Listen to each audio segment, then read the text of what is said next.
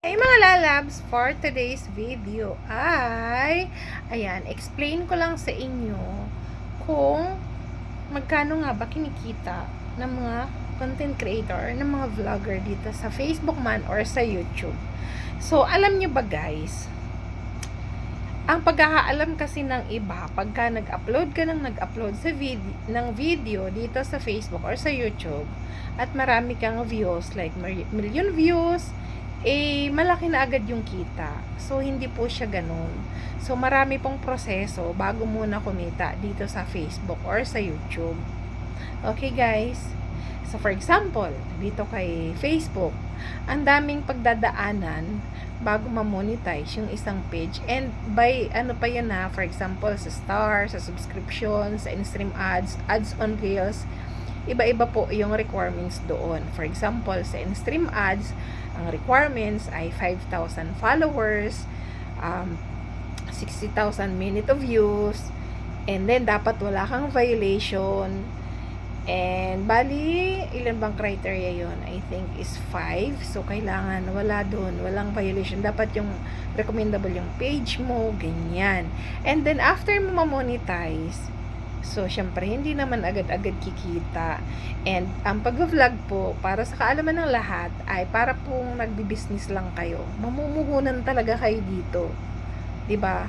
Mamumuhunan, promise. Like, for example, syempre, hindi ka naman makakapag-upload kung wala kang internet connection, 'di ba? So, syempre, kung wala kang wifi, magde-data ka, maglo-load ka. So, gagastos ka na. Doon pa lang ha. And then, so, syempre, magvi-video ka. So, sa pag-video pa lang, sa paggawa pa lang ng content or pag-isip mo pa lang ng content, mahirap na. And then, after mo makapag-video, and i-edit mo naman siya. So, ang pag-i-edit, napakahirap po. Hindi siya madali. Siguro kung talagang skilled ka sa editing, ayan, madali lang para sa'yo. Pero para sa amin or para sa ilan na hindi naman expert or hindi naman talaga masyadong picky, lalo na sa editing, mahirap po siya. So, abutin ka talaga ng siyam-siyam bago mo pa ma-edit yung isang kahit 10 minutes videos lang yan. And then, after that, i-upload mo na. And then, di mo naman alam kung mag-viral siya. Siyempre, kahit mag-viral yan, minsan, kahit nag-viral na, magkakaroon pa ng violation kay Facebook. O, diba? So, may stop yung earnings nun. Mapareels man yan or in-stream ads. Napaka-sensitive po dito kay Meta. Hindi masyadong katulad dun sa kabila na hindi masyadong sensitive pag nag-upload ka ng video.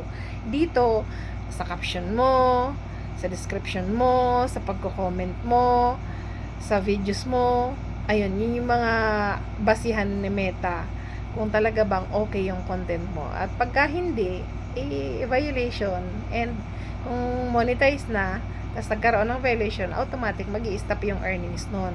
So, hindi po siya madali. So, tandaan nyo guys, wala naman talagang madaling trabaho. Mapa-content creator man yan, mapag-apply ka ng trabaho. Pero dito muna tayo sa pag-vlog. Kasi, yun nga, pagkakaalam ng iba.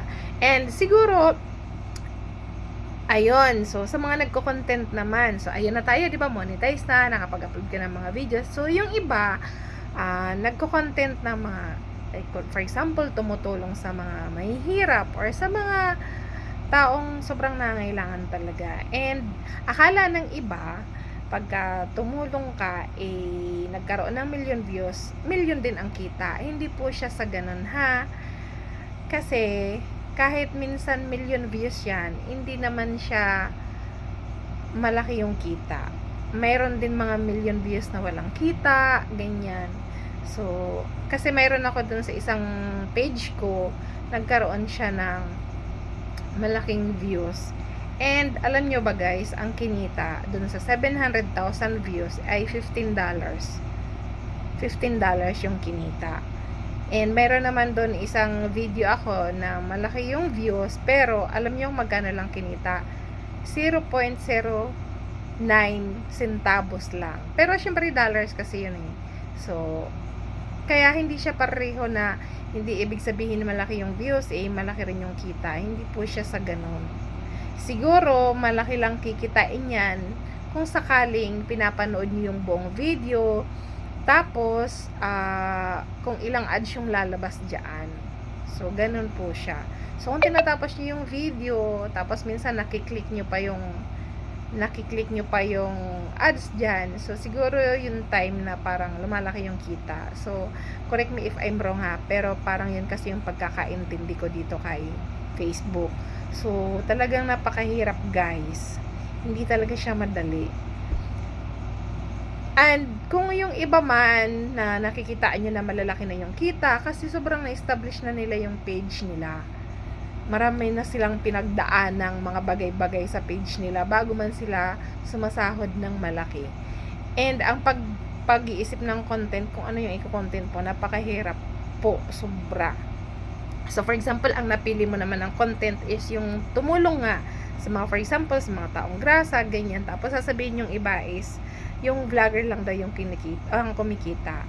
Alam niyo ba guys, karamihan sa mga nakilala kong vlogger, hindi naman sa lahat, pero karamihan sa may kakilala ako ng mga vlogger na tumutulong. Yung iba, binivideohan nila kasi parang yung pagtulong nila, tapos pag nagkaroon ng views, yun na naman yung gagamitin na pang tulong. So parang win-win situation lang.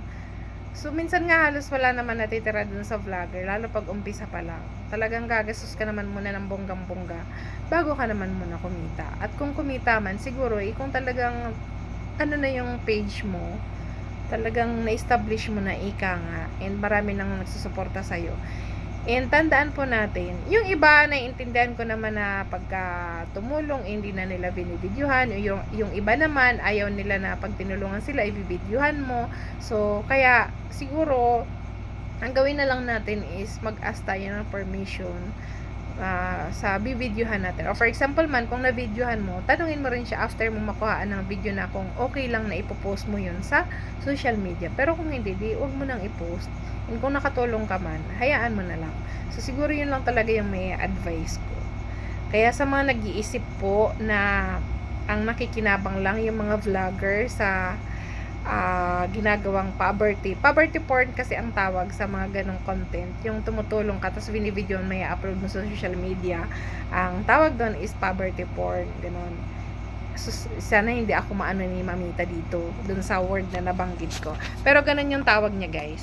So kung tumutulong man yung iba, gasino naman yun, diba? Imagine niyo guys, magbayad ka ng internet, mamamasahe ka, ano ka na, mga equipment na gagamitin mo. Kasi syempre yung cellphone na ginagamit namin or yung camera na ginagamit namin para magkaroon ka ng magandang or quality videos, minsan kailangan mo rin gumamit ng mga equipment na maayos din. So marami rin talagang gagamitin or marami ka rin pagdadaanan bago ka naman muna kumita dito. And madalas gastos ka muna bago kita. So parang sa negosyo din, mamumuhunan ka muna bago ka muna kikita, 'di ba? So ganun din dito sa vlogging guys. Kaya sa mga gustong maging content creator or maging vlogger, so hindi siya madali guys. Walang madali, tandaan nyo yan. Walang madali at walang instant dito sa mundong to. Kung inaakala nyo na yung pag-vlog, yayaman kayo agad dito, hindi po siya ganun. Napakahirap, marami kang pagdadaanan, ha, mapa sa YouTube man or mapa dito sa Facebook. So yun nga lang, pagkakaiba ni YouTube tsaka ni Facebook, si YouTube kasi hindi masyadong sensitive pagdating sa mga content na ina-upload mo. As long as original content mo yon or gumawa ka man ng reaction video, okay lang. So hindi siya masyadong sensitive. Once na ma-reach mo yung 4,000 public watch hours and 1,000 subscribers, tapos naka-two-way verification yung account mo, tapos wala kang copyright strike or community standard violation doon, mamomonetize ka. Pero hindi rin ibig sabihin na monetize ka na, ikikita ka na agad sa YouTube. Hindi siya ganun, ha? Hindi siya ganun. So bago ka rin kumita dun, kailangan mo muna makabuo ng $100 every month para kumita ka, para may earnings ka kay YouTube. And dito rin kay Facebook, ganun din. Parang $100 din ang kailangan mo munang makuha sa loob ng isang buwan para sumahod ka. Ganun. So yun lamang guys, maraming salamat and sana laliwanagan kayo ng very very light, at kung hindi man, abay gagawa pa tayo ng isa pang content pa dyan. So yun lang, maraming salamat, and don't forget to like, share, and follow my page. And syempre guys, sundan nyo na rin ako sa YouTube channel, same lang din ng aking pangalan dito, Lynn Bribs. So yun lang, maraming salamat. Thank you, love you.